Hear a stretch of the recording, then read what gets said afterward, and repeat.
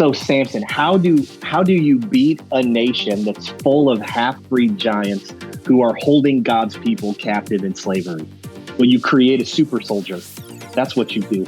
And if prophecy is patterned, then Samson's life becomes the most prophetic text we have about the life of Jesus in the New Testament. Look, if you want to get blurry, at the beginning of this thing, an angel shows up and tells Samson's mom, your son has to live by this formulaic set of regulations. And Samson does that, okay?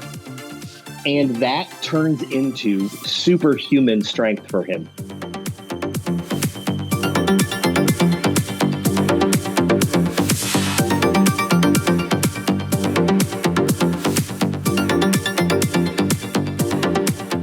The history of our Earth is so different from what we can imagine.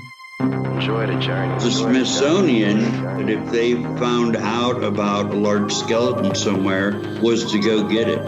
I'm going to assume at least one person is right, because if one person's right, it busts the paradigm. It all goes back to the fallen cherub.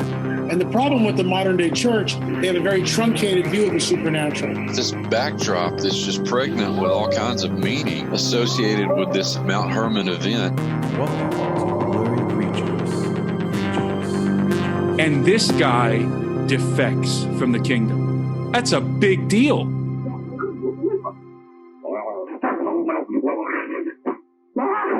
We're going to try to hop into this one quick. Those out there listening, welcome back to Blurry Creatures. We've got Abe Hepler on the show today. Fresh author, working on a second book. You tell us. Supernatural soldiers, connection between Jesus and Samson. We're going to get into this one. If you are a member, you've heard this on Accidental Exorcist episode that we released with you. So we have you back. Give us the juice. We have a quick window here. Let's go. Man, thanks, guys. I appreciate the chance to come back. Yeah, you're right. We dropped a book. It's called Light in the Darkness. It's available wherever you get books. And what we're going to spend some time talking about today is the topic of the second book that I'm working on. It's exactly kind of what you've set up. We're going to jump into the story of Samson from the Old Testament. This is a story that I actually love. I've been really passionate about this story most of my life. I remember being a kid, my mom would be like, hey, you want me to read you a Bible story? And it was always this one. I'm always picking Samson. The story of Samson's really familiar. It's a very familiar story, right? This guy, you usually see him depicted as like this comic book character with giant muscles. He's Thor. He's got long hair and a giant beard. And over the course of this story, he ends up getting his beard cut off, and then he loses all of his strength. That's the piece of this story that most of us have heard for most of our life. But the story of Samson comes out of the book of Judges. The book of Judges is actually 21 chapters long. It tells the story of 12 different judges, but the story of Samson is 4 chapters. It's a huge chunk of this book. There's so much more to the story than just, hey, strong guy shaved his head and stopped being strong. Yeah. That's what I'm super excited to kind of talk about, spend some time talking about today. I think that's the cool part about our podcast is that we can go back into some of these stories and get into more of the weirdness of them or the supernatural parts of them. Or, this guy has magical hair. We don't talk about that a lot. We talk about the moral implications. I like of to the talk story. about that a lot. I mean, you do, dude. Give me that good lettuce. The magical beard. But that is what we want. Forget all of the other stuff of the story. Give us the weird. Give us the magic. The magical hair story. What have you discovered in this story that perhaps with blurry goggles on you didn't read the first time? Well, and I would also say this is probably, as you said, familiar, right? Like all of us, well, especially kids of the '80s, dude. It was like the Power Team, bro. Like remember there were these huge dudes ripping phone books, and you had a donkey jawbone. You were just swinging at the Power Team. Dude, I was trying to take them all out. I figured there's something biblical here. Yeah. No, but Luke wanted to be Samson. This is one of those stories. Like you color the picture of Samson in Sunday school, right? He's this dude who's like knocking down pillars, and he's that generation's Hulk Hogan. You know what I mean? Oh man, sure. Dude, for sure. Well done, sir. Yeah, well done. Yeah. So what happens? Where do we start? What have you seen? Well, so one of the things that I'd love for us to just kind of set the background a little bit. the idea of prophecy in the Old Testament, we all are very familiar with the idea of prophecy being someone foretelling the future. Right. That's how we think about prophecy. But prophecy actually had multiple kind of uses in the Old Testament. And one of them was these prophets were the guys who were essentially acting as the prosecuting attorneys for God. Like if the people are screwing something up, the prophet's the one who's going, hey, here's all of the places that you're breaking the law and you're messing this thing up, right? So they're acting as these prosecuting attorneys. They're also trying to be like very persuasive, tell the people the things they're doing wrong and get them to do it right. But one of the things that we don't think about a lot with prophecy is the prophecy is also pattern. It's not just me telling you, hey, there's something that's going to happen someday in the future. It's this retelling of the story over and over again in a way that starts to make sense as you look at like the entire big picture story across time. And that's exactly what we're going to start to discover when we jump back into the story of Samson. So let me kind of jump in. I started studying the story of Samson 20 years ago, probably as a seminary student for the first time.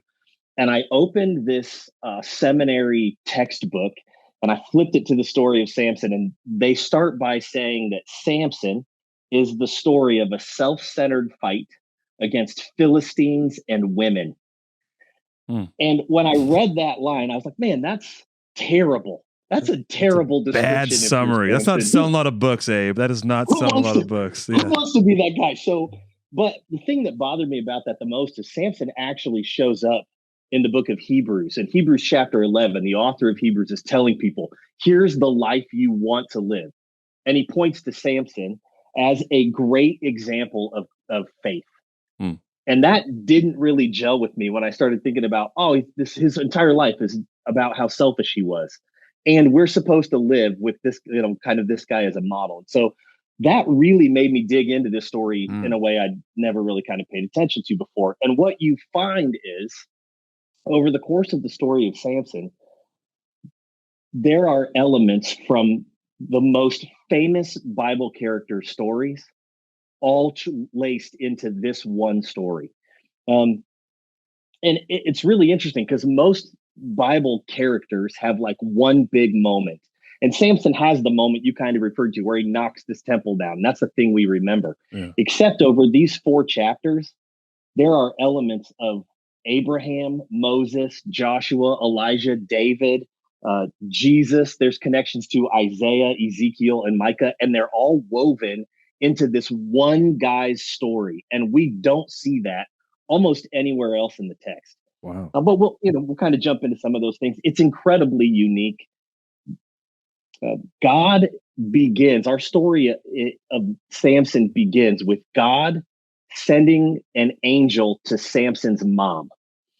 So Samson's mom, Angel, shows up and says, hey, couple things. Number one, you can't have babies and you don't have any kids, but you're going to conceive and have a son. Now, it's Christmas time right now, right? Yeah. Like this is a story we've all heard over and over again about Christmas. This angel shows up to Mary and tells Mary, hey, you're going to conceive and you're going to give birth to a son.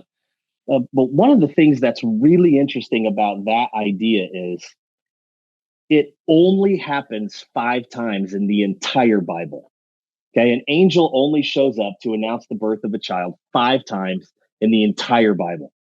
The first 2 times it happens in the story of a guy named Abraham. Now, Abraham is actually the founding father of the Jewish faith, right? He's the guy who God shows up and says, leave your household and your nation and leave these other gods and follow me. And Abraham literally becomes the guy who starts the entire nation of Israel. Mm. So Abraham has 2 sons, and both of his sons are announced by an angel. An angel shows up to a slave lady that he had essentially had a relationship with, and says, you're going to have a son. Man, your son's going to be important. I'm going to take care of you. God's going to oversee you in this kid's life. But then God and a couple other angels show up to tell Abraham that he and his wife are getting ready to have a son. Okay, so it happens twice in the story of Abraham. Yeah. 2 birth announcements by an angel at the founding of the nation of Israel. Then you jump forward a few thousand years, okay? And a few thousand years later, an angel shows up again to announce the birth of a child.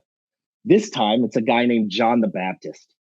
Okay, so an angel shows up and they tell John the Baptist's parents, you're getting ready to have a child, and he's going to be the guy who shows up on the planet before God sends the Messiah.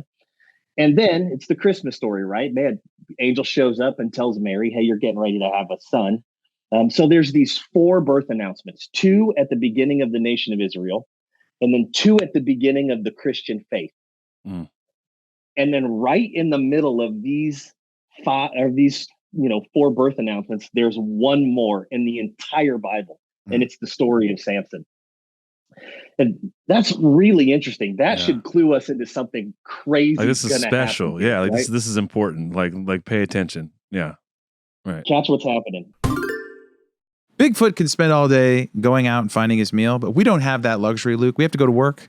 We don't have the time. So what do we do? Well, feeding yourself is hard enough sometimes. We're not foraging for berries or snatching deer off the side of the road like That's Bigfoot, right? Yeah. We have a whole family of mouths to feed. If that sounds familiar, it might be time to streamline dinner time with Home Chef. Choose from over 35 meals and 18 extras per week, including kids-themed special meal kits. Right now, they're doing a Minecraft theme with the movie out, which is pretty cool. Your kids might be into that. And users of leading meal kits have rated Home Chef #1 in quality, convenience, value, taste, and recipe ease. That's right. And if you want like a simple meal, some of these are 5-ingredient meals that are really easy to set up. They give you the recipe and pre-portioned ingredients. And my favorite right now is loaded bacon and Asiago chicken and the fuss-free garlicky shrimp fettuccine. I mean, these are home runs. That's right. And they send it right to your house. And that's why we partner with Home Chef to help save our listeners and ourselves a little bit of time. For a limited time, Home Chef is offering listeners 50% off and free shipping for your first box, plus free dessert for life. Go to homechef.com/blurry. That's homechef.com/blurry for 50% off your first box and free dessert for life. Homechef.com/blurry. You must be an active subscriber to receive free dessert. God then shows up, but he doesn't just show up and tell this lady, hey, you're going to have a baby. The angel of the Lord shows up and he tells Samson's mom, hey, listen, you're going to have a child, but you have to follow a really specific set of commands before you do. And so the angel tells Samson's mom that she has to take what the Old Testament calls a Nazirite vow. I don't know how much you guys are familiar with this. It's actually about this, dude. We grew up in the we were teenagers in the 90s, dude. When people were like, I'm growing my hair out, taking a Nazirite vow. Oh yeah, our producer Dan's still taking the Nazirite vow. Yeah, that's awesome. You can't wear Crocs or something, right? When the Nazirite vow. No Crocs. You shouldn't wear them anyway. But they're disallowed. But if you take the Nazirite vow, you can't wear Crocs unless they're Croc cowboy boots like John Christ has. Yeah. So only hey dudes are allowed. no leather, no alligator skin boots. That's none of that. Can't be fancy. So, man, this Nazirite vow is actually outlined in the Old Testament book of Numbers. It's in chapter 6, and there are essentially 4 main points to the Nazirite vow. We've already joked about a couple of them, right? The first one is you can't cut your hair. The second one, or your beard. You got to have long hair and a long beard. The entire time you take this vow, you can't cut your hair or your beard. You can't eat anything grown by the grapevine. So you can't have grapes, raisins, no grape seeds, no grape juice, nothing grape related. No wine. Yeah. But then the third piece is bigger than wine because it's no alcohol. You can have nothing fermented. And then the fourth piece of this vow is you can't be around a dead body. Okay, and so they map all this stuff out in the book of Numbers. Well, one of the things that's interesting about that is there are only like 3 references to the Nazirite vow in the entire rest of the Old Testament. There's not a bunch of places that tell us, man, people are taking this vow. There's not a bunch of places that talk about how people are living after they've taken this vow. It just sort of gets mapped out in Numbers chapter 6. And then it almost disappears into the text. There's a place where they kind of reference a guy named Samuel. He was a prophet in the Old Testament, a dude who anointed King David. Mm-hmm. There's a really maybe reference to Samuel having a Nazirite vow. There's this one passage in the prophet Amos literally just says, man, the people of God who have taken a vow, and then he keeps going on. And so lots of times scholars think that's a reference to the Nazirite. But the only place in the entire Old Testament where we're told someone takes a Nazirite vow is here in the story of Samson. Now, there are a couple other things about that are really interesting, at least I think are really interesting. The first one is the Nazirite vow was designed for people to take for a specific period of time. So, Luke, if you're going to grow your hair and your beard out and you're going to take this Nazirite vow, you would say, I'm going to do this thing for, 30 days. Right. So you take this vow and then you follow these procedures that are laid out in Numbers. Well, Samson didn't have a choice. Angel shows up and tells Samson's mom, you're going to live according to this code, and your son is going to take a lifelong vow to be a Nazirite. That never happens anywhere else in the text. Like, it is only Samson.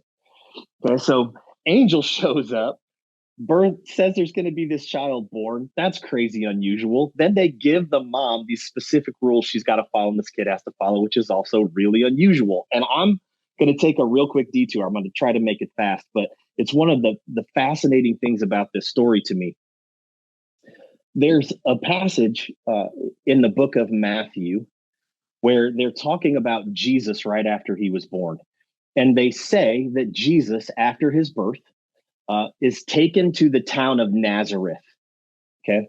And in the book of Matthew actually writes in Matthew chapter 2, he says, this was to fulfill what the prophets said, the boy will be called a Nazarene. Yeah. Now, that's just, like whatever, a kid from a town. One of the prophets must have said that. The thing that's weird about that is if you check footnotes, if you check commentaries, no one knows where the Old Testament says the boy will be called a Nazarene. In fact, it doesn't exist. It's not in there. So Matthew says this prophet, he quotes this prophet, and no one can find where this prophecy is. That's weird. Except in the Greek language, the word that they translated into Nazarene is the Greek word Nazarite. Okay. So by the time you get to Jesus in the New Testament, they're using this one word to do two things: to refer to people who are from Nazareth, or to refer to people who have taken this vow. I won't go into crazy detail, but if you look outside of the Bible, we can find some other references where people are using this exact same word to talk about people who have taken the Nazirite vow. Well, that was the first question I was going to ask you, if there was a connection between those two, because, if you grew up in the church, these two words sound the same. Right. So, so it happens, the connection in the Greek language actually is made for us in the book of Maccabees, where they use this exact same word that Matthew uses in this prophecy to refer to people who have taken this Nazirite vow. Right. Now, the reason that's interesting is because in the entire Bible, there's only two places where we're told someone takes a Nazirite vow. It's Matthew quoting a passage from the Old Testament that scholars say doesn't exist if they're talking about a Nazarene, or Samson.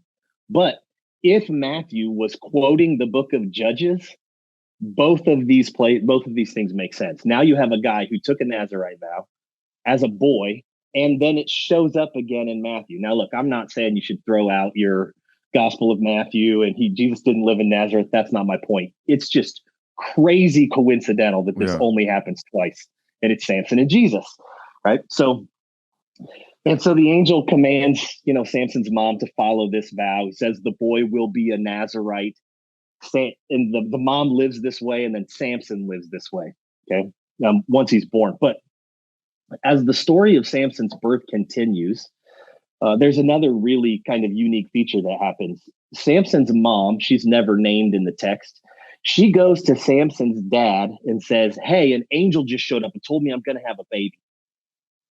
Samson's dad then prays, God, if this is true, please send the angel back and tell us this a second time. Tell me what's going on. And then God does. Wow. Okay, so the angel comes back a second time, tells Samson's dad, hey, your wife is getting ready to have a baby. This baby has to live by this code I'm laying out for you. And Samson's dad is, of course, pretty excited. They can't have any kids. He's, fired up about this thing. And so Samson's dad says to this angel, hey, stay with me, hang out with me. Let me make you a meal. And the angel says, no, don't cook for me. Just offer a sacrifice to God. So Samson's dad gets this animal, he sacrifices it on this rock. And then the text says, an amazing thing happened while they watched.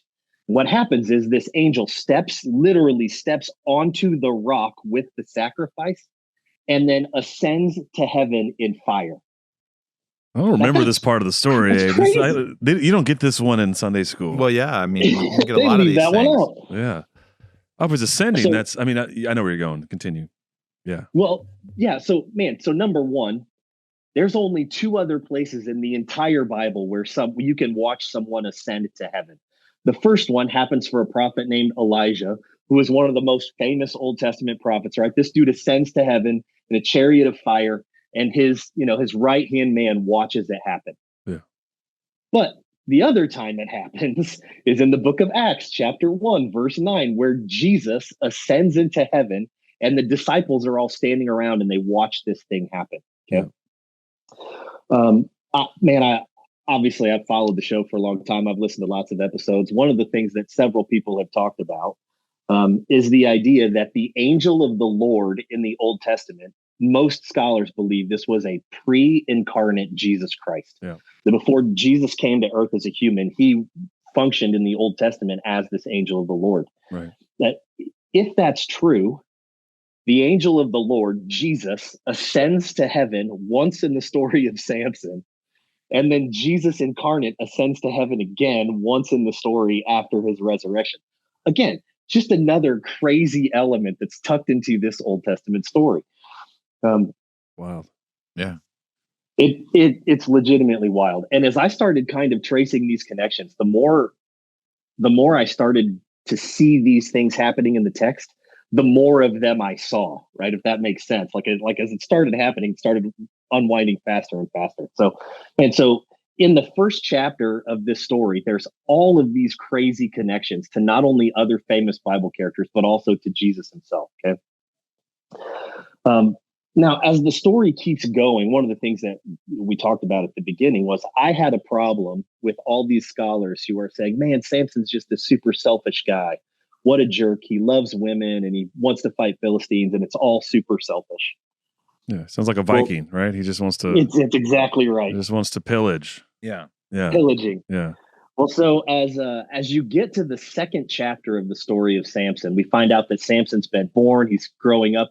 The text tells us the Spirit of the Lord is showing up for him.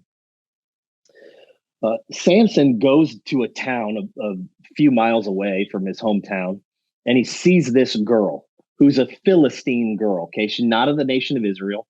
And in the book of Judges, this is the beginning point for everything bad.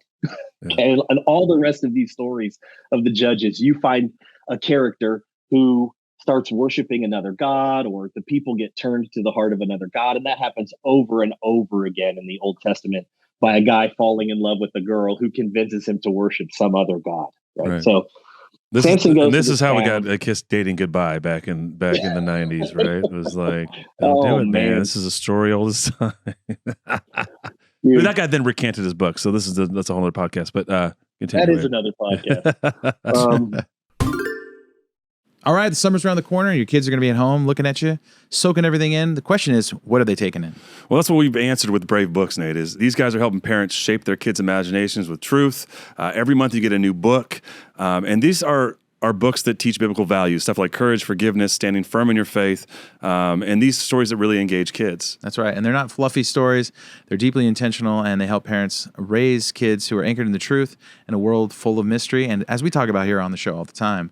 And not only that, but you can subscribe to Brave, and you also get access to Brave Plus, their streaming platform filled with safe, uplifting shows, no agendas, no weird stuff, just trustworthy content like old school stuff like Strawberry Shortcake, Bob the Builder, and Brave originals like Iggy and Mr. Kirk, starring Kirk Cameron. So if you're raising kids and you want them grounded in truth, check out Brave Books. It's a great idea because now you know what's being put through the screen and through the words in front of your kids. That's right. And, as parents, the kids are watching all kinds of stuff on all kinds of channels, and Brave Plus would be a great idea. Solves a problem, like put something on for your kids they actually feel comfortable around, and there's no hidden agendas and values being pumped into your kids' brains. So I'm really excited for my son to dig into books about humility, overcoming fear, and listening to others. Those are among the things that get sent out in a Brave subscription, and enjoying all the things on Brave Plus. So head to bravebooks.com, use code Blurry to get 15% off. Shape their imagination, ground them in truth, and raise them brave. That's bravebooks.com, code Blurry to get 15% off. Samson goes to this town, sees this girl. She's a Philistine. She's, not an Israelite. He goes back to his parents and says, hey, listen, I want to marry that girl. You have to go convince this girl's dad to let me marry her. And so Samson's dad pushes back. He's like, oh man, you can't do that. This is the beginning of everything bad in the old, every Old Testament story. You can't go marry this girl. But the text tells us explicitly that Samson's desire to marry this girl was from God. And God places this desire in his heart to fall in love with this girl. And which immediately starts to undermine, from my perspective, oh, what a selfish guy. Right. Well, I mean, the Bible says God made you have feelings for this lady. How selfish can you be? Right. So Samson ends up talking his dad into this thing. Samson's dad goes down to the city of Timnah. He talks to this girl's dad and they arrange this marriage. That's also interesting. The fact that Samson wants to marry a girl from outside the nation of Israel, he wants to grab a bride from outside the nation. That only happens a couple of times in the entire Old Testament text. And one of them is in the prophet Hosea's life, where God commands Hosea to marry this woman. Mm-hmm. But if you flash forward a couple thousand years, what do we find out that Jesus does? Well, the text in the New Testament tells us over and over that Jesus came to create a bride out of the nations that were not Israel. Mm. Another really interesting connection, right? So Samson ends up going down, and as he's heading down to this wedding feast, a lion jumps out to attack he and his parents. And the text tells us he barehanded kills this lion. That's crazy, right? That's a crazy story on its own. But there are a couple of places where lions show up in the Old Testament, right? One of them is in the story of Daniel. He gets thrown into this den with these creatures. Another one happens in the story of King David. We're told that one of his guys goes into a pit with a lion on a snowy day, kills this thing, right? Yeah. It snowed last night in Tennessee, right? That's what we were talking about. A couple nights ago, yeah. A couple nights ago. Yeah. We did not go. I can confirm we didn't go in any pits. We didn't go in any. Nate and I didn't go in any pits to fight any lions. Thought about it. We might have thought about it. Maybe she was just bench pressing some logs in the woods, and he saw her, and he was just like, "Who is this?" Yeah, she was like original CrossFit. Yeah, he's like, we're gonna have some first round draft picks. This has got to happen, Lord. Oh yeah, for sure. So Samson goes down. They set up this wedding feast. Meets this girl, convinces her family, kills this lion, sets up the wedding feast.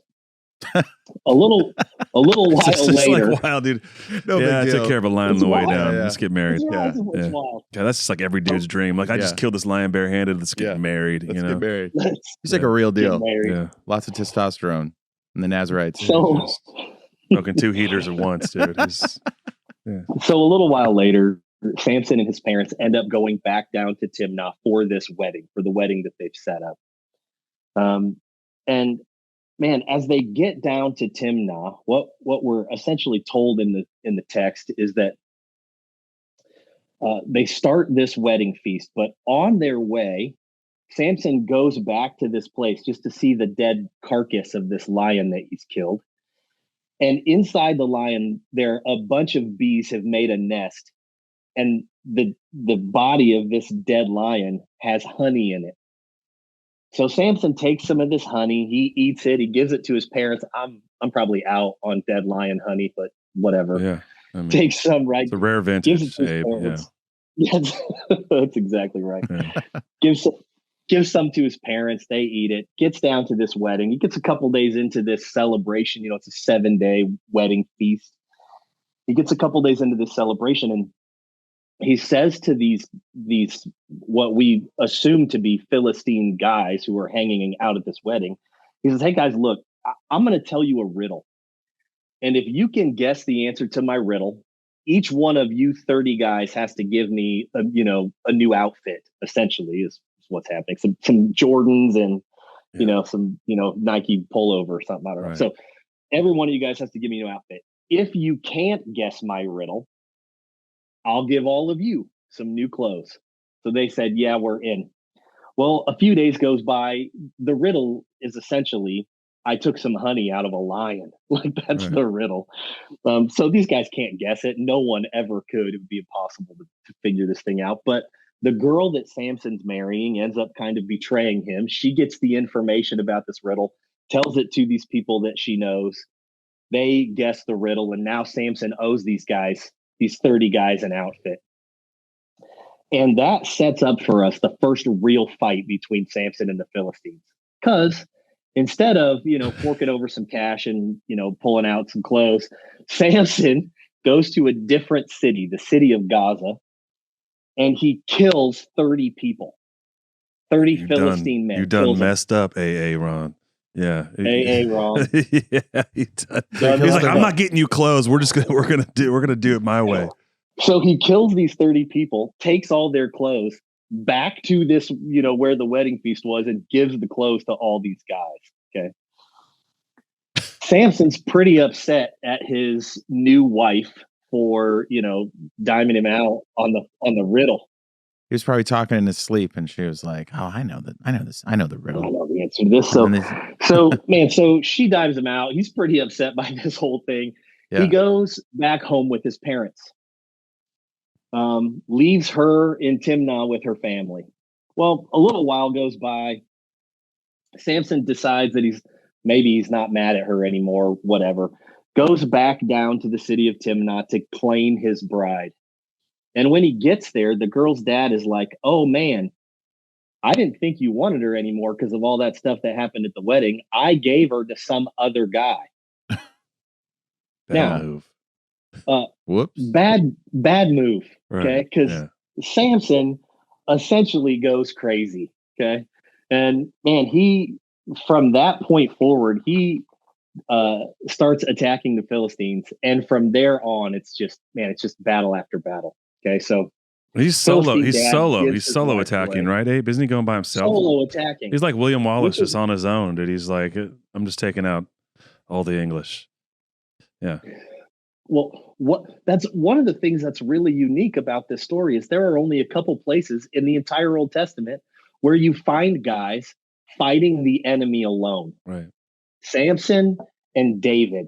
Right? Like these huge characters in the Old Testament have components of their story all wrapped in here, right? So Samson is fighting these guys alone. Well, Samson ends up through a series of events. He finds himself upset at the Philistines, as he is, and he walks into a battle with 1,000 Philistine troops. Jeez. And laying on the ground is the jawbone of a donkey, right? So he literally picks up this jawbone of the donkey, and the text tells us that he kills 1,000 Philistine troops with the jawbone of this donkey. Yeah. Wild. Yeah. Right? I mean, like, it's like the Matrix. It's like the Matrix. It is like the Matrix. When they all the agents turn on him and he's just going crazy and he's just beating them up one by one by one. What are we to make of what's happening here, though? Like, I mean, because you've got, of course, there's all these amazing David slays Goliath. That's a one-on-one combat with a giant. You have the conquests of Joshua, which are armies, but this is a different kind of story. This is like a lone wolf dude that has all these crazy things you've already talked about, like an announced to birth and Nazirite vow, and then of course, like any great story, he has this sort of conflict that arises, right? Which is his. Well, don't steal a man's woman. Right, don't do that. And also, if you gotta get 30 guys pairs of clothes, you go kill 30 dudes. Yeah, why are these clothes all bloody? Yeah, don't worry about it. Don't worry about it. I'm fulfilling my debt. So he's taking all these guys out. Yeah, but what's happening? Because I'm sure you're gonna get to it. I don't want to jump ahead, but it's just like these are kind of stories that get skipped over because they seem fantastical, right? It's like, oh yeah, like it. Yeah, sure. You hear from biblical authors, they just use the number 1,000 to mean a lot, right? and people start to downplay maybe what's meant not to be downplayed in the scripture, right? Well, now that we have blurry goggles on, you can say there's got to be something with it being a donkey and it being a jawbone of a donkey, right? And it's like a story within a story. It's like the meta story and then the micro story. And what we've heard a lot on our show is like there's a bigger story being told in this smaller story. So keep what's happening, for sure. Abe. Yeah. All right. So jawbone of a donkey. I'm going to jump right back in there, Nate, because Samson takes this piece of a donkey, kills 1,000 men. Well, we're about 2 chapters into the story of Samson, and to date, this is his greatest victory. In fact, you could probably argue that it's one of his 2 greatest victories of his entire life. Okay, so he takes this jawbone of a donkey, kills 1,000 guys. Well, when he's done, he's exhausted, as you probably would be, killing 1,000 guys with this, jawbone. So he's praying and he says to the Lord, "I'm so thirsty, I'm gonna die. And if I die here of thirst, these uncircumcised Philistines are gonna be able to kill me, are gonna get my body. God, is that really what you want?" And then the text tells us that in response to that, God gives Samson water out of the rocks on the mountain that he's on. Now, if you're familiar with the Old Testament, this water from a rock thing's not new, but it only happens one other time. And it happens in the story of Moses, right? God tells Moses, the nation's thirsty. Moses, speak to this rock and command water to come out. And Moses doesn't listen and he hits the rock with the staff, but water comes out and the people drink. Same thing happens in the story of Samson. That's an interesting connection. Mm-hmm. But one of the things that I think is really fascinating about this is Samson takes a jawbone of a donkey, kills 1,000 guys, has his greatest victory, and then says to God, "Do I have to die at the hands of the uncircumcised?" Well, if you flash forward a couple thousand years, you find Jesus riding into Jerusalem on a donkey. Mm-hmm. Okay. And in the life of Christ, that moment arguably was his greatest victory up to that point, right? The people are cheering for him and they're laying, their coats on the ground and this donkey's walking across. Hosanna. Yeah, they are. It's a recognition. Hosanna. Jesus is being literally hailed as the King of Israel, greatest human victory of his life. And a couple days later, he's going to get killed at the hands of the uncircumcised. That's just the Romans, just interesting. It's an interesting thing to note. Circumcision, yes, it's always a fun topic that pops up in and out of scripture as well. Yeah, it's always hanging around. You could see. Oh man, that's tough. There's a lot of places we go there. Go ahead. There is another famous. You're all right, dude. There's another famous Old Testament story about a donkey. Yes. This guy named Balaam, who's a prophet. Dude, he's riding this donkey. Yeah.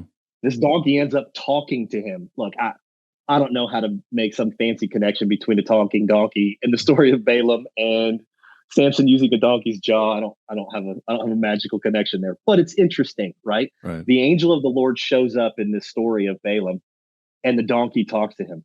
And there's this one other story where a donkey has a super prevalent role, and it's Samson takes the jaw of this thing and kills 1,000 men. Yeah.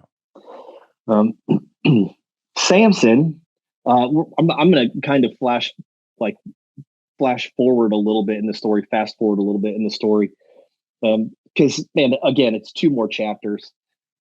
We could do this over and over and over again through every point in these 2 chapters. But we eventually, at the beginning of chapter 16, we eventually get to the point where the story turns into the thing that all of us know. Right. Okay, Samson goes down to the city of Gaza. He sees this, or he goes into this house to hire a lady. I'll keep it family friendly, right? Goes to this house to hire a lady, and this lady's name is Delilah. Yeah. And well, Samson falls head over heels in love with this lady. So he's hanging out at this place quite a bit. Okay, and so the rulers of the Philistines, now have recognized that this guy who killed 30 people, by the way, in the same town of Gaza, he killed 30 men and stole their clothes. He defeated an entire group of the Philistine soldiers. The text says they sent an army of several thousand to get him, and he kills 1,000 of them with the jawbone of this donkey. Man, so these guys, they all know who he is. He's got a reputation. He's pretty famous, and they want him dead. But he's got this crazy strength. Nobody can figure out how to defeat him. So these rulers go to Delilah and they say, look, if you'll get Samson to tell you the secret of his strength, we're going to give you a whole bunch of silver.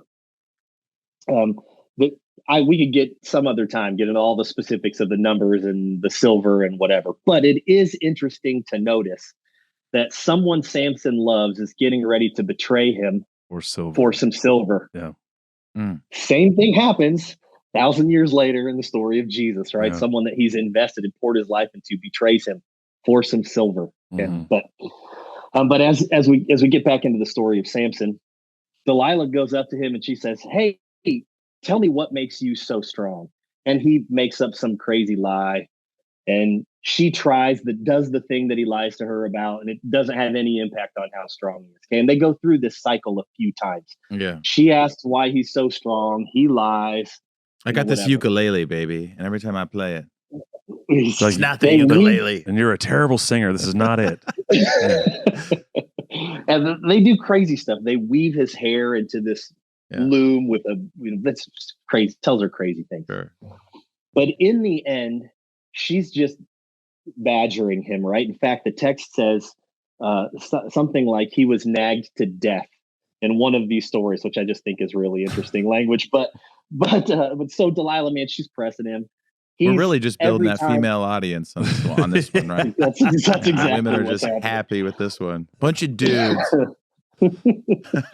So Delilah's pressing him. He lies. The Philistines try to attack him. He breaks himself free. This thing happens several times in the story, right? It's a story we heard growing up. Mm-hmm. Until we get to the point where she finally convinces him. She says, dude, you keep making a fool of me.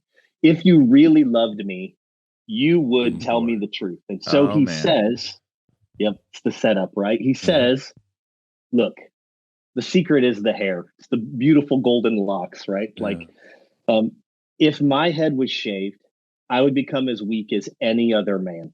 That's what he tells her. So that night, she shaves his head.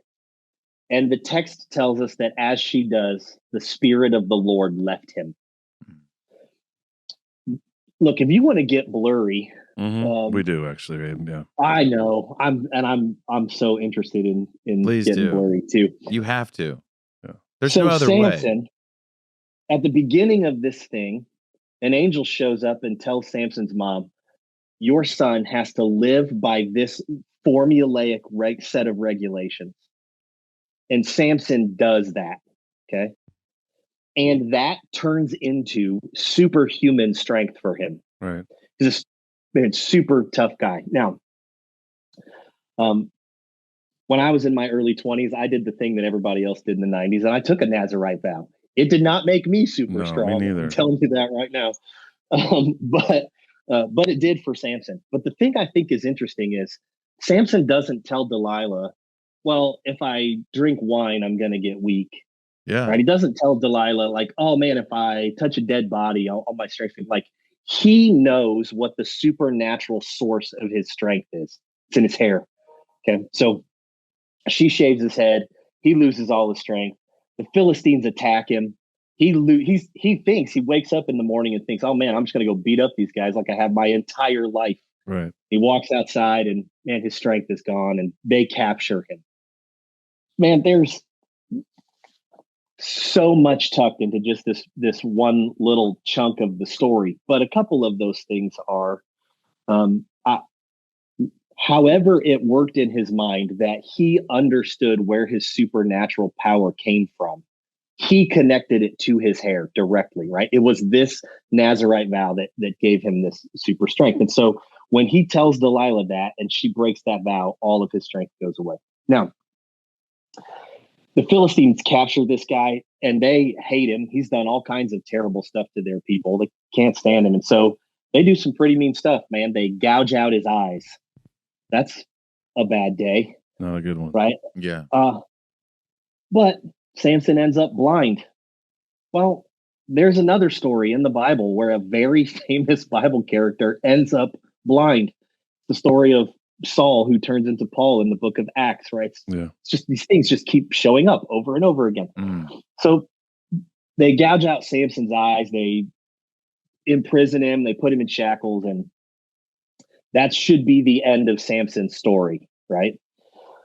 Except one day they're having this huge party, and it's a worship service, essentially. They're all at this great Philistine temple worshiping their gods and having this party. And somebody has this brilliant idea, and they say, you know what would be an awesome way to spend today? You should drag Samson out here and make him stand in front of us now that he's weak and his eyes are gouged out and he can't do anything. Like, let's all make fun of him. So they go to this prison, they get this guy, they drag him out, and they stick him in this temple.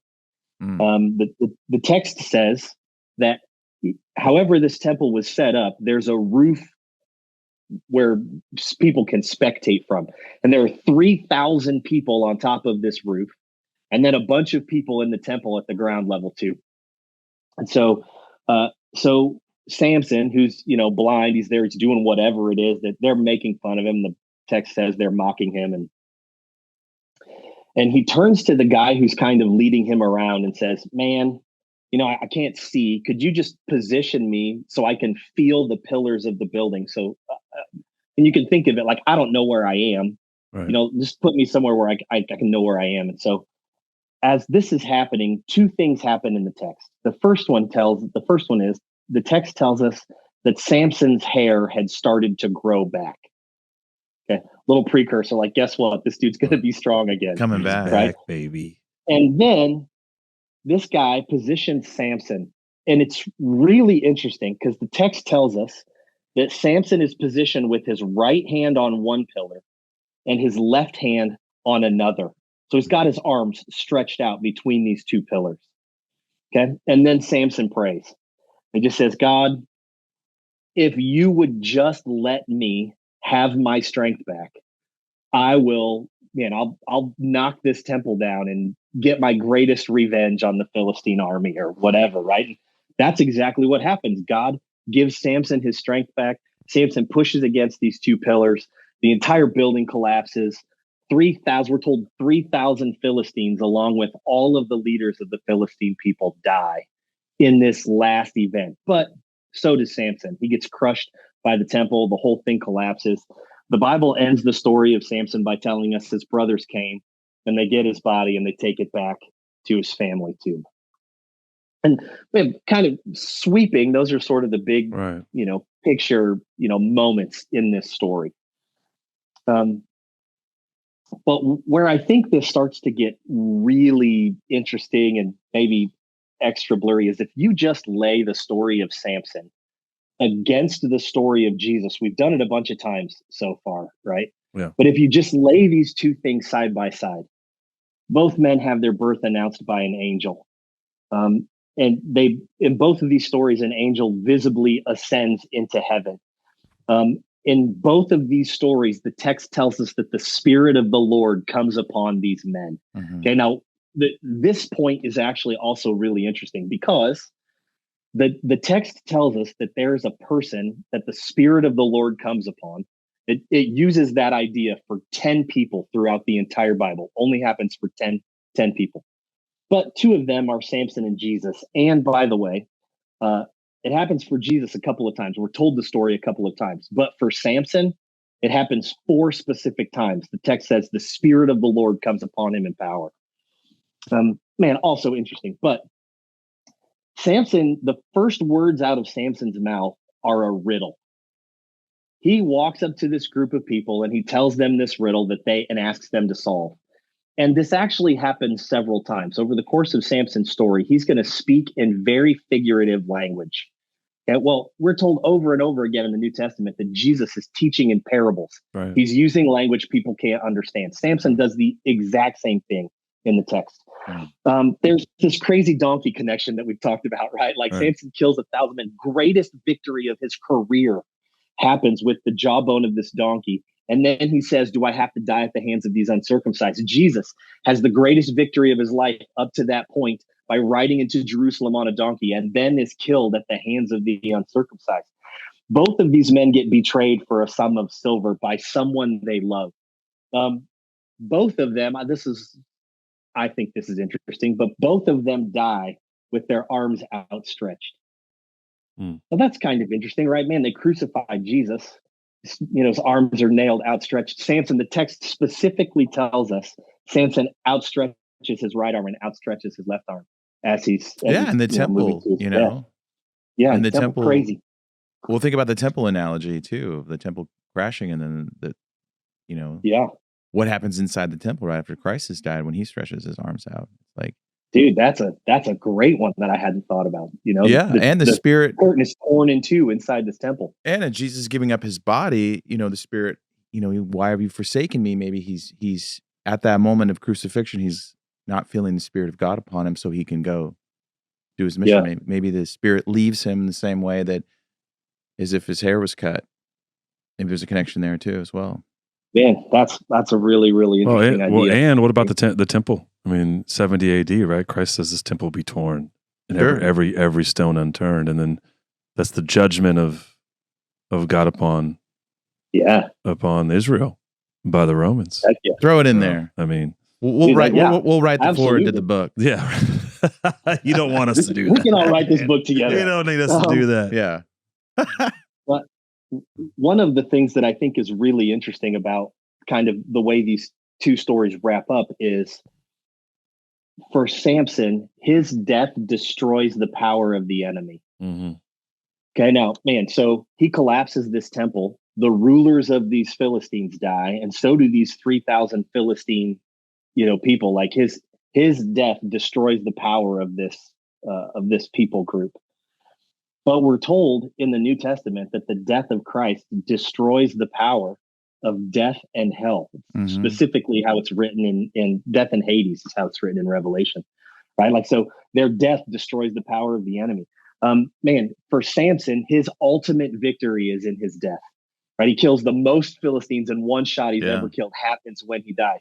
Well, it's not hard to argue that the ultimate victory for Christ was in his death, right? His death and resurrection. So, man, there's just point after point after point. And then his family and friends come and get the body, right? Family and friends come and get the body, take it to a tomb. Yeah. There's point after point in these two stories where I would argue that the story of Samson is the clearest picture of what the life of Christ is gonna look like someday in the future. And there's about 1,000 years. I think I've thrown out some weird numbers, but there's about, roughly 1,000 years between these two guys' lives. And even if you were trying, Jesus couldn't have forced most of these elements from the story of Samson into his own life. Right? Like, there's no way to kind of make this happen. But we talked at the beginning, just very briefly, about the idea of prophecy as pattern. And if prophecy is patterned, then Samson's life becomes the most prophetic text we have about the life of Jesus in the New Testament. It's crazy how it works, and I've just found it fascinating, right? But man, the question I think that's left for us to try to wrestle through together is, after all of this kind of background work, we're told in the text that God builds this guy who has superhuman strength. We joked, God creates this super soldier. Right. Well, and he does it through this lifelong vow that's made prior to Samson's birth. He creates this guy with superhuman physical abilities to fight the Philistines.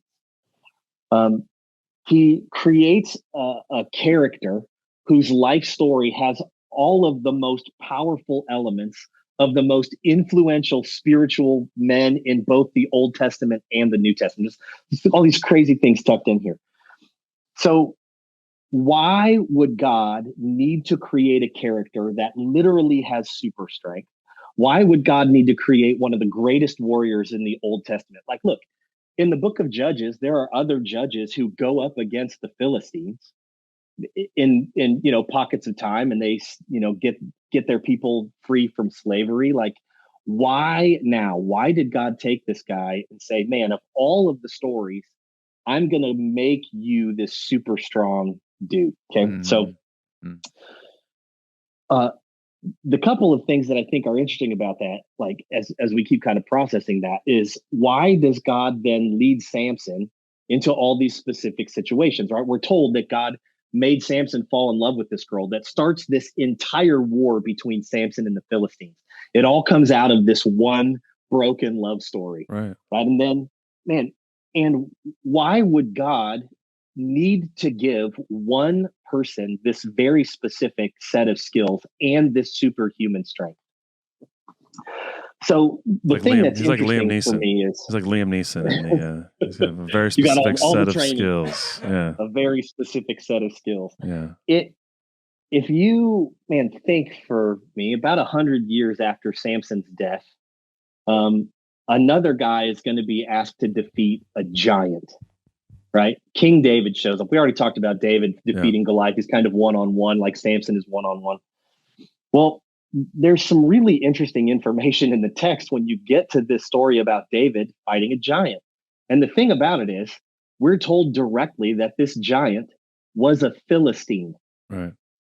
And we're told that this giant came from the city of Gath. Now, without trying to make this super boring, the Philistines were led by 5 different rulers, each who led from a different city.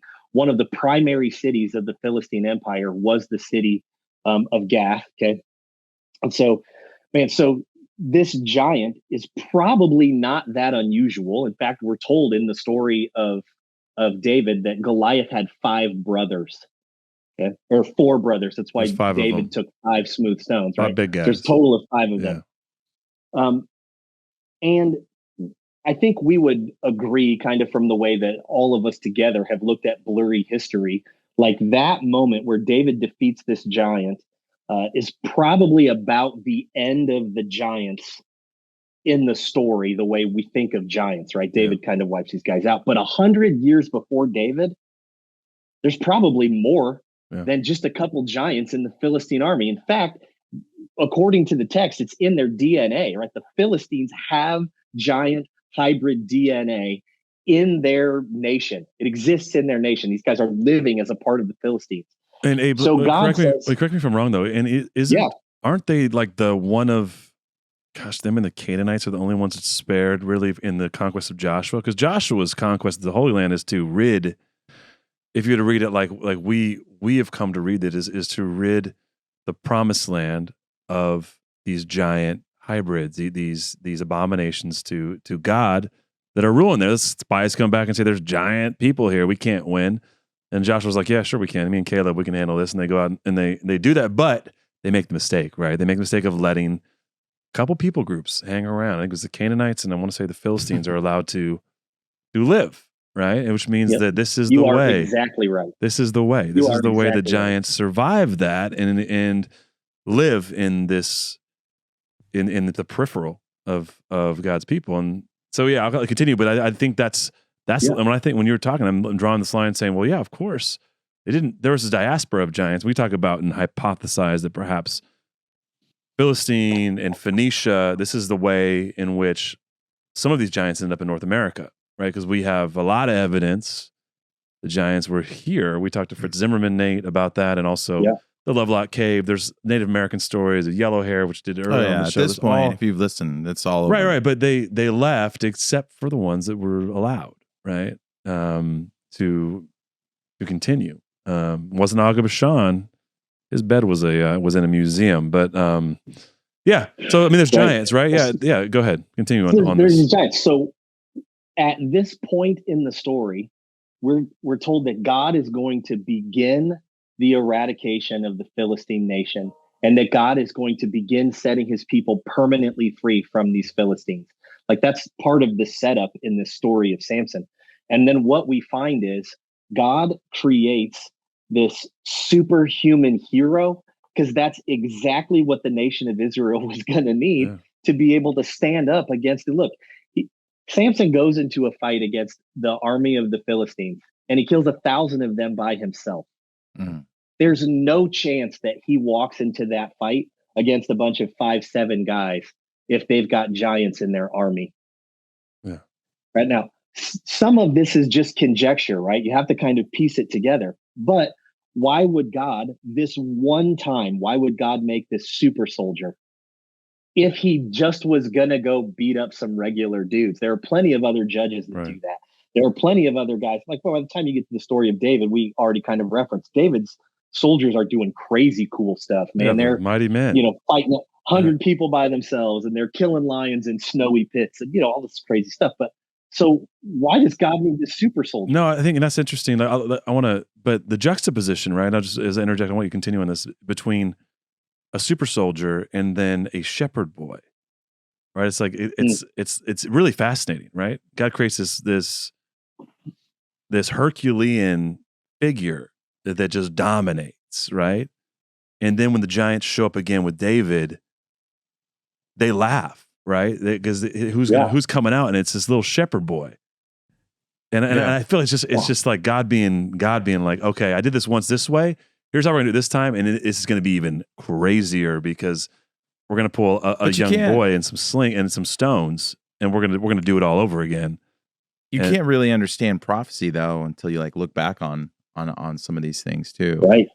Because you have to think about the Nazirite vow, even just what we know, what grapes and wine symbolize now, what we know, what a dead body symbolizes now, what we know, what the body symbolizes now, and so you have these foreshadowing, but you don't know that at the time. Shadows and dust. You don't know that Jesus is going to give his blood, and that there's this whole metaphor of take this cup, right? We don't know that's coming, but we're supposed to. Yeah. It's not the time to have the cup yet, right? Right. But you're getting at this is a counterpart to the Rephaim, right? Because this is not Nephilim times; these are the post-flood giants. But God creates this, would appear, right? If we're sort of just going to hypothesize on this because of the feats, he creates this counterpoint part. Exactly. Yeah, I love it, dude. He needs this superhuman soldier who has the ability to stand against what the enemy created. Hey, here we go. Right now, before I keep going, I do want to pause here and just kind of throw in another aside real fast because it's fascinating. You talked about, David, this small dude, shepherd boy, goes out to fight this giant. We imagine Samson the way he was drawn as a cartoon character when I was a kid, right? Lord's Gym, dude. The Lord's Gym. He's pushing the pillars. He's got the cross. Yeah. So, look, there is nothing in the text that indicates Samson looked any different than the people around him. And that's a really fascinating idea for me, right? Like, what if he was hairy? Samson wasn't 7 foot tall, 400 pounds of muscle? What if he's also a 5'7", 160-pound guy who can do the craziest stuff you could imagine? Because the reason I think that's an interesting idea is that seems very much like the character of God. Yeah. Right? He just has divine lettuce. Dude. Just divine, the best lettuce ever. Well, literally, it gives you all your dude. Just divine. I mean, from what we've heard on our show, that's an interesting point, Abe. I like that. If the Spirit of God comes on you, you have superhuman strength. A lot of people say when they have spirit of demons come on them, they have superhuman strength. So it's this would be magnified beyond. Yeah. And so these human beings have displayed this for good and bad. We've heard that when the Spirit comes on to people. Yeah, I like thinking he's a little dude. He's he's Little Mac from Mike Tyson's Punch Out, just taking everybody out. He's Spud Webb showing up, and he's just dominating. Nate, you guys just touched on something that I think is really powerful, right? Like when you talk about these stories of exorcists, who these demons, one of the primary indicators of demon possession is superhuman strength. Yeah. Right. But it seems like in this story of Samson, God has done his version of all of these wicked things that we've watched across history, right? Like, man, these angelic watchers come down and they create this hybrid creature. Well, God's like, yeah, you can have hybrids. Look what I can do with this guy, Samson. Right. He's going to take a vow. And I'm not saying God cast a spell, but it's kind of interesting if you think about it like that, oh, well, you did these specific things and now you have this, this superhuman ability. if we think about, these, if you think about it in terms of like the idea of demon possession and people have this superhuman strength, and God's like, do you know what? When my spirit comes on people, I'll show you superhuman strength. Yeah. He's not throwing people across the room. He's killing 1,000 guys. And we're taking out hybrids. We're taking out hybrids. Yeah. We're ridding the world of actual physical evil manifested on the planet. Hey, why do you think hair? I mean, I just gotta keep coming back to it. It's like, God could do whatever he wants. This is obvious, but it's just, it's fascinating that it's his hair.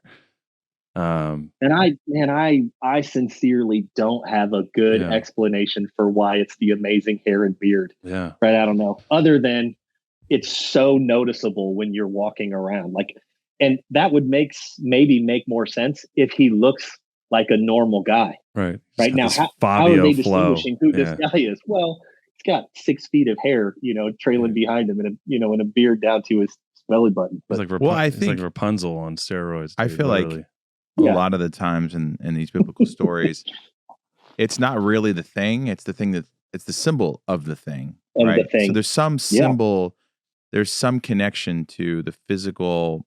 Maybe that is like a very human trait that we grow hair, that might not be a part of other maybe created beings or something like that. Yeah, and that's a great. Who knows? That's a great thing to wonder. Yeah, we cut our hair. And unlike the rest of the right. Yeah, creation. We do. Yeah. Yeah. Or we don't. The normal thing to do is or we don't if we take a vow, Abe. We don't do it. Well, I'll try to get to the point, like kind of give you the punchline. Yeah, okay, let's go. Kind of wrap this thing. So through this pre-birth lifetime spiritual vow, God created a human being who was powerful enough to take on hybrid creatures. And he did it in order to set his people free. Yeah. Right.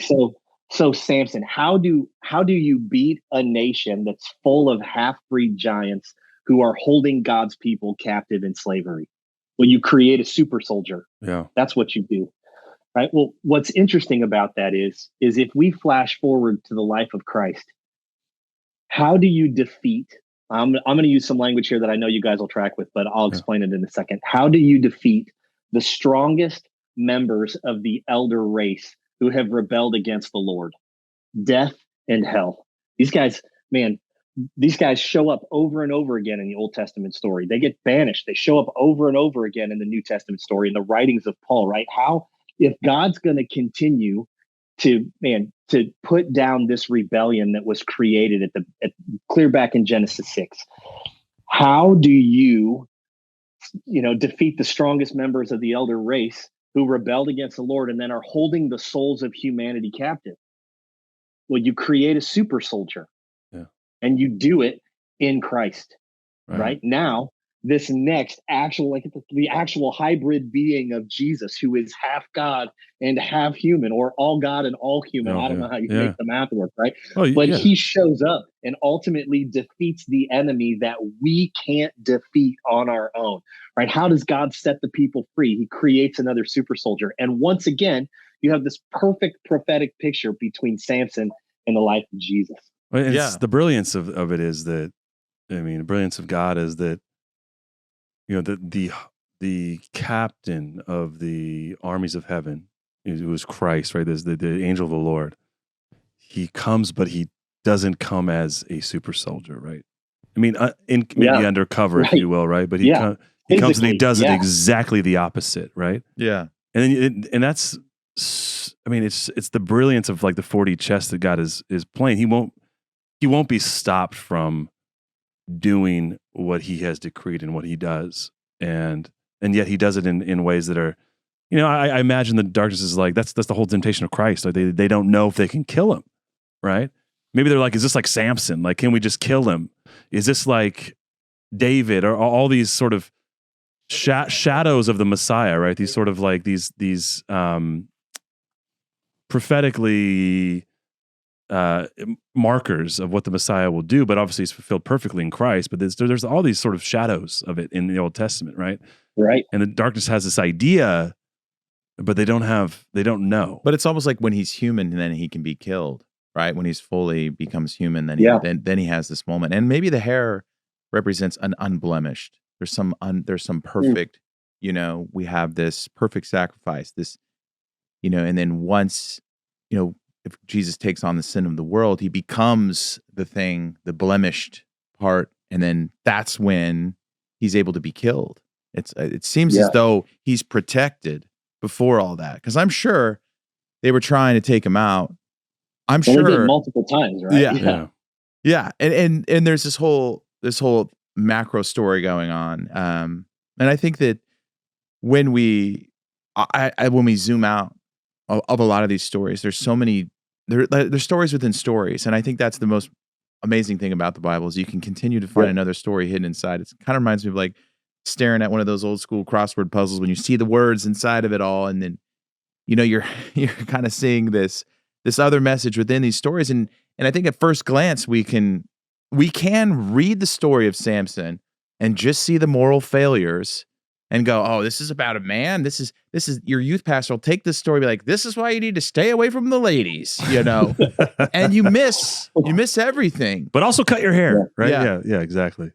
No, I agree. Yeah, we can take these things and with the Bible especially and just make them moral stories, and that's well and fine, right? There are lessons there, but I do.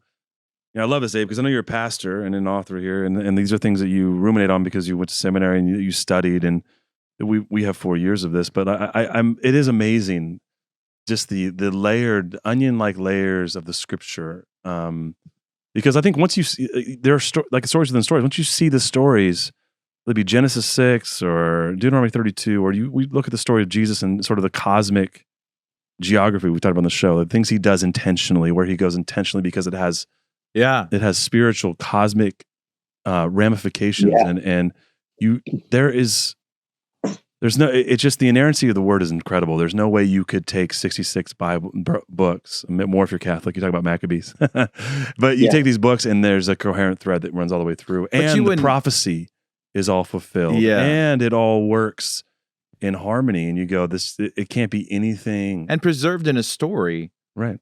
In a way that you wouldn't think an original writer thinking, oh, this guy's going to stretch out his arms and touch both pillars, right? You wouldn't think that at some point, and you don't even know if you make the connection later on. I mean, it sometimes it takes hundreds of years to go, oh, both of these guys are spreading their arms out. Oh, okay, I get it now. Well, I think that just takes time. We have.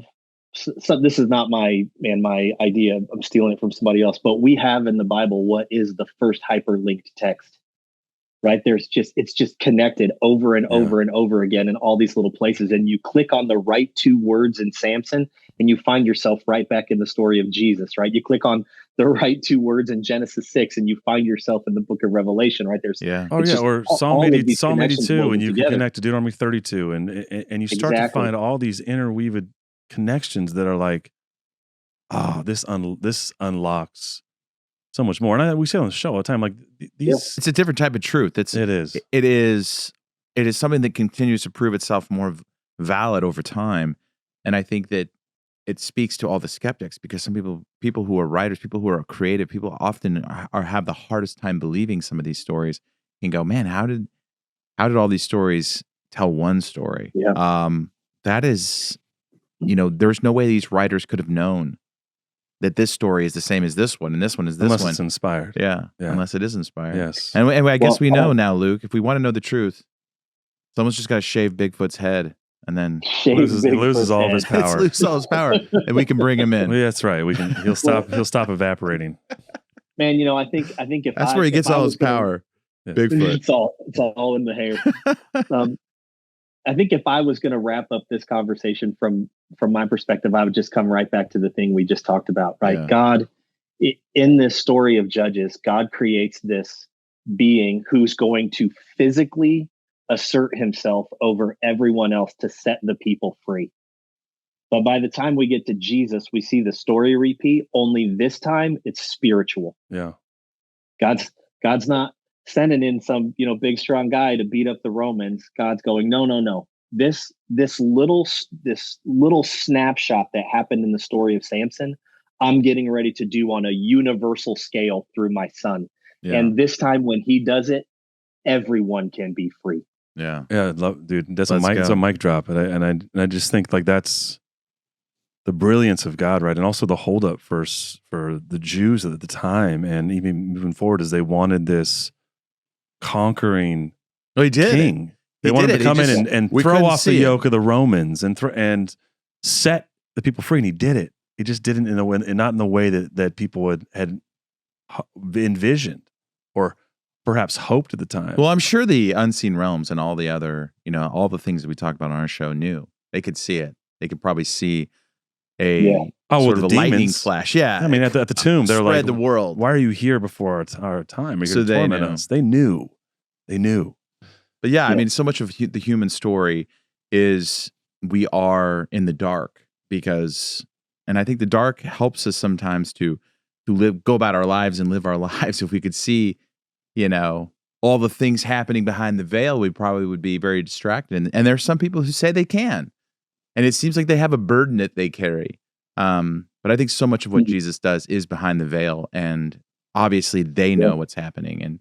And these stories kind of pinpoint to what's going to happen and what comes. And I think it's great that, in a way, when we zoom into these stories, we can miss the bigger picture. We can miss the overall narrative. And I think we can wildly interpret these stories, I think, in ways that aren't really helpful, because I think it's cool to resurrect this story, no pun intended, give it new life, and make you think about maybe this is why the hair, maybe this is why the temple, maybe this is why the supernatural strength. And I think that it takes a lot of listening to shows like ours and ideas like this to actually see, oh, this story has a lot more meaning to it. I think that's what's cool about the podcast is it's allowed us to breathe a different lens, a different perspective into make things a little less blurry, I guess you could say. Well, and have a space to do it. Yeah. I mean, go ahead, Abe. I didn't make this connection until Luke was talking a few minutes ago, but he said, man, we've been doing this podcast for 4 years. Like, you guys have a bachelor's degree in Blurry. Bachelor's in Blurry. For all the things that brings, Abe. Exactly. Yeah. I mean it. But I mean, it might get you a discount at the 7-Eleven on an icy. That's it. To that point though, I'm grateful for this space though, right? Like we can have folks like you, Abe, writing this book. You're a pastor. You went to seminary, sure, and you're looking, and we have a space to talk about these things, right? Like because I mean, taking a relook at at the story of Samson or whatever you want to, whatever we fill in the blank, right? When it comes to the Bible, and then processing that and saying, what if this? And perhaps we can make enough connections. It's not just all blind conjecture. We're drawing, but this space to do this and to consider these ideas, I think is special in a way, right? Because we can unpack this. It doesn't become a 5-point sermon on the morality of Samson. Don't fall. Don't give up your vow, or you'll lose that thing that God has given you. Is a very, very easy and applicable lesson to the story of Samson. But it misses the prophetic underpinnings. It misses a lot of these things that and context, right? Of who were the Philistines? What was happening? Instead of a life of example, he becomes an example of what not to do. Instead of, oh, this is something else going on entirely. Yeah. It is. You step out of the story, and the story becomes a deeper truth, something that you can admire and appreciate. Yep. Not like a lesson of don't do this. You touched on an idea that I think is really powerful, and the idea is like you can take this story and say, "Gosh, you know what? You should not sin because if you sin, if you do some wrong things, then it's bad." Right. Right. Well, actually, what the point of the big picture text is to tell you that if you make these decisions that are outside the way God has designed you to live, you don't just do something kind of bad. You actually become a weapon for the darkness. Now the darkness gets to use you in the world as darkness instead of, man, I'm following this way to live because this way to live brings God to the earth. It brings light to the world around me. It is how I actually fight the battle. Like I'm not, you joked about, youth pastors, telling their kids, stay away from the ladies, right? Yeah. Like I'm not staying away from the ladies because, oh man, this one choice I could make is sinful. Like I'm not making that decision because it makes my life a weapon in the hands of the enemy. But if I choose something holy and righteous, it makes my life a weapon in the hands of God. Yeah. That's the thing we're But after. even still, though, even still, God will use all those things because a lot of us, there's people who intentionally just live a debauched life and do whatever they want. But there's people who've made serious decisions and made mistakes. But even then, God weaves all those things back to. For sure. And it doesn't matter how many times they try to pollute the earth. Human beings have somehow managed to flourish and fight back against literal giants, literal super soldiers, and reclaim the victory. And so there's something human in us. Maybe the guy with the flowing hair is going to save us at the end. Well, it's like Jeff Buckley said, right? She tied you to her kitchen chair. Oh yeah. She broke her throne and she cut your hair. Oh yeah. One of the best. One of the best. The greatest songs. Leonard Cohen. Leonard Cohen, but Jeff. Yeah, what's funny? I named my youngest son Cohen, and he will not cut his hair. He's got the flowing locks from your lips. You do. Hallelujah. Man, guys, I don't want to end by fanboying too hard, but thank you so much for a chance to come on and share again. I sincerely have. We're gonna send all the weird people to you, though. That sounds great. Right. Yeah. Send them my way. They're going to fill your inbox. We've got an accidental exorcist on speed dial. You need him to come clean your house. Well, going on Blurry is a little bit of a burden now. It's like, wait till you get the emails. I sincerely appreciate the opportunity to talk about these ideas and a place for other people to come and share these ideas and let all of us kind of chew through them and live in it as well. So we appreciate it, man. I think it's amazing just to kind of see what God is doing humbly with this space. And you're a member, you support the show, you're a pastor, and it's crazy to see the community sort of